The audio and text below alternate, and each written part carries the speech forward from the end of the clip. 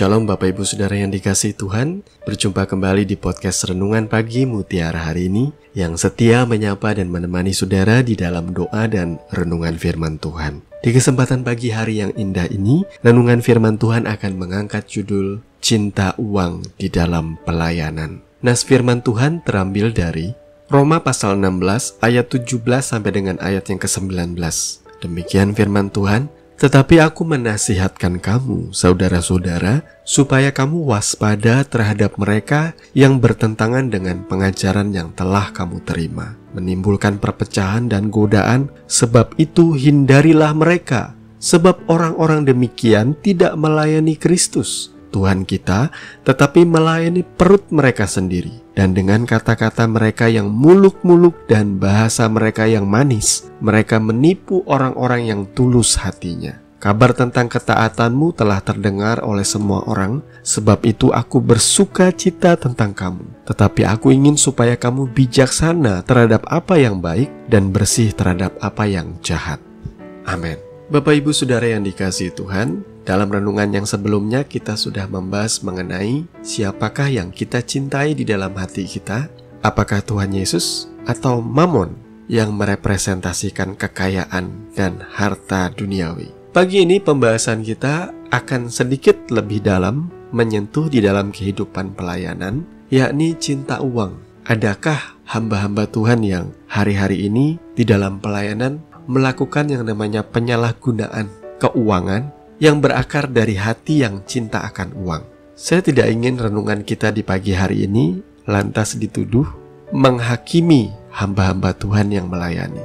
Tidak, saudara. Zaman semakin maju, kebenaran dan pengajaran firman Tuhan itu sudah semakin tersebar luas.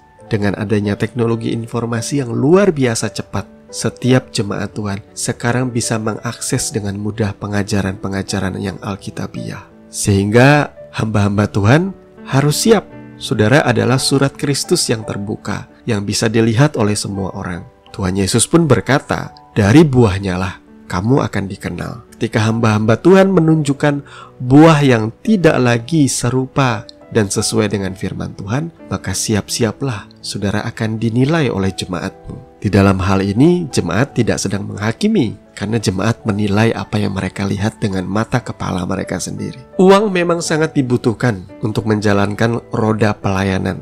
Tuhan juga memandang perlu akan pentingnya uang untuk pelayanan. Tetapi tidak sedikit para pelayan Tuhan mulai terjangkit yang namanya penyakit cinta akan uang. Dan itu jahat di mata Tuhan, saudaraku. Dari nas firman Tuhan yang kita baca tadi, kita bisa melihat bahwa Rasul Paulus berkata, ada orang-orang yang menimbulkan perpecahan dan godaan. Sesungguhnya mereka tidak melayani Kristus, tetapi mereka melayani perut mereka sendiri. Dan dengan kata-kata yang manis dan bahasa mereka yang muluk-muluk, mereka menipu orang yang tulus hatinya. Saya pernah kurang lebih 14 tahun melayani sebagai full-timer di gereja. Dan saya sendiri adalah seorang pendeta. Banyak rumor yang tidak sedap yang beredar di luar yang berkata tentang hamba-hamba Tuhan yang memasang tarif dalam pelayanannya dan minta fasilitas ini itu.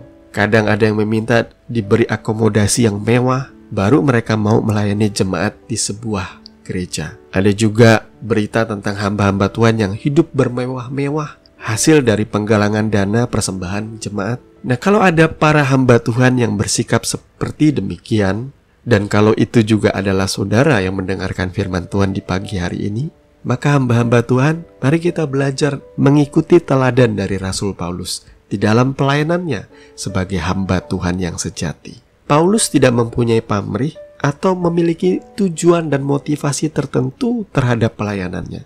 Tetapi di samping itu dia juga tidak menentang jemaat yang memberi. Memang di dalam 1 Korintus 9 ayat 13 dan 14, di situ mengungkapkan bahwa setiap hamba Tuhan yang melayani jemaat berhak mendapatkan upahnya. Demikian firman Tuhan, tidak tahukah kamu bahwa mereka yang melayani dalam tempat kudus mendapat penghidupannya dari tempat kudus itu, dan bahwa mereka yang melayani mezbah mendapat bahagian mereka dari mezbah itu. Demikian pula Tuhan telah menetapkan bahwa mereka yang memberitakan Injil harus hidup dari pemberitaan Injil itu. Tetapi teladan yang Paulus berikan di sini itu sungguh luar biasa. Paulus menolak upah tersebut. karena ia tidak mau menjadi batu sandungan di dalam penginjilan. Karena bagi Paulus pemberitaan Injil itu adalah tugas. Ia sudah diberi dengan cuma-cuma, maka ia harus memberi dengan cuma-cuma. Dan Injil yang ia beritakan memiliki makna lebih penting daripada upah yang berhak diterimanya. Sikap Paulus tersebut semakin menjelaskan kepada kita bahwa upah yang paling penting bagi Paulus adalah upah kebebasan untuk tidak menerima upah demi Injil. 1 Korintus 9 ayat 17 dan 18 berkata, "Kalau andai kata aku melakukannya menurut kehendakku sendiri, memang aku berhak menerima upah. Tetapi karena aku melakukannya bukan menurut kehendakku sendiri, pemberitaan itu adalah tugas penyelenggaraan yang ditanggungkan kepadaku. Kalau demikian, apakah upahku? Upahku ialah ini, bahwa aku boleh memberitakan Injil tanpa upah, dan bahwa aku tidak mempergunakan hakku sebagai pemberita Injil." Jadi pelayanan yang sejati itu, saudaraku, bukan dilandasi oleh motivasi tertentu atau keinginan untuk mendapatkan uang dan keuntungan. Pelayanan itu harus didasari dengan rasa cinta kepada Tuhan, bukan semata sebagai sumber nafkah. Tuhan tahu apa yang baik untuk para hamba-hambanya yang melayani Dia. Betapa banyak yang menjadikan pelayanan itu sebagai lahan untuk memperkaya diri. Tidaklah salah seorang hamba Tuhan itu mendapatkan berkat dalam pelayanannya dan menjadikan pelayanannya itu sebagai sumber nafkah. Mereka berhak mendapat gaji. Mereka berhak menerima imbalan atas pekerjaannya. Mereka harus menghidupi juga keluarganya, dan itu pasti butuh biaya. Hal ini dibenarkan Tuhan. Yang salah ialah ketika kecintaan mereka kepada uang lebih besar daripada kecintaan mereka kepada Tuhan, lalu menjadikan mamon itu berhala mereka. Allah tahu betul kebutuhan kita. Kita tidak akan pernah kekurangan. Melayani dengan kasih itu yang terpenting, saudaraku. Jika kita sudah dipanggil untuk menjadi hamba Tuhan, peliharalah itu sampai akhir, sehingga kita bisa merenungkan secara mendalam ayat firman Tuhan ini di dalam 1 Korintus 9 ayat 27. "Tetapi aku melatih tubuhku dan menguasai seluruhnya, supaya sesudah memberitakan Injil kepada orang lain, jangan aku sendiri ditolak." Tuhan memberkati firman-Nya. Mari kita berdoa. Bapa, di dalam nama Tuhan Yesus, terima kasih untuk pagi hari ini Engkau sudah berbicara dan menegur kami dan mengingatkan kami agar hati kami jangan melekat kepada kekayaan. Biarlah hamba-hamba Tuhan yang melayani, mereka senantiasa percaya bahwa pemeliharaan Tuhan itu cukup di dalam kehidupan mereka. Bahkan di tengah-tengah pandemi, suasana yang tidak begitu memungkinkan untuk hamba-hamba Tuhan boleh melayani, kami percaya Tuhan sudah menakar berkat yang berkelimpahan bagi hamba-hamba-Mu. Terima kasih Bapa. Di dalam nama Tuhan Yesus kami mengucap syukur. Amin. Bapak Ibu Saudara yang dikasihi Tuhan, kami percaya kebenaran firman Tuhan boleh menjadi dasar dan kekuatan di dalam setiap kehidupan saudara. Sampai bertemu lagi di podcast Renungan Pagi Mutiara hari ini yang berikutnya. Kasih dan karunia menyertai saudara sekalian. Shalom.